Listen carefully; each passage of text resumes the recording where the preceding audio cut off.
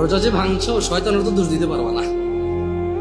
রমজান মাসে যারা নামাজ পড়ে না তারা তো ইবলিশের দোষও দিতে পারবে না। যদিও কিয়ামতে ইবলিশের দোষ দিয়ে পার পাওয়া যাবে না রমজান মাস ছাড়াও, কিন্তু বড় আফসোস যারা রমজানের সিয়াম পালন করে না, 5 ওয়াক্ত সালাত আদায় করে না, জেনা করে, ধূমপান মদ পান করে, গাঁজা পান করে, যারা রমাদানে জুলুম করে স্ত্রীদের প্রতি, যারা ছেলে সন্তানের প্রতি জুলুম করে, যারা গালাগালি মারামারি করো, তোমরা রমাদানে ইবলিসের তো দোষ দিতে পারবে না।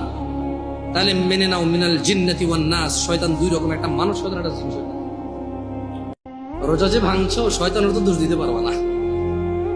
রমজান মাসে যারা নামাজ পড়ে না তারা তো ইবলিশের দোষও দিতে পারবে না। যদিও কিয়ামতে ইবলিশের দোষ দিয়ে পার পাওয়া যাবে না রমজান মাস ছাড়াও, কিন্তু বড় আফসোস যারা রমজানের সিয়াম পালন করে না, 5 ওয়াক্ত সালাত আদায় করে না, জেনা করে, ধূমপান মদ পান করে, গাঁজা পান করে, যারা রমাদানে জুলুম করে স্ত্রীদের প্রতি, যারা ছেলে সন্তানের প্রতি জুলুম করে, যারা গালাগালি মারামারি করো, তোমরা রমাদানে ইবলিসের তো দোষ দিতে পারবে না। তাহলে মেনে নাও মিনাল জিন্নাতি ওয়ান নাস, শয়তান দুই রকম, একটা মানুষ শয়তান, একটা জিন শয়তান।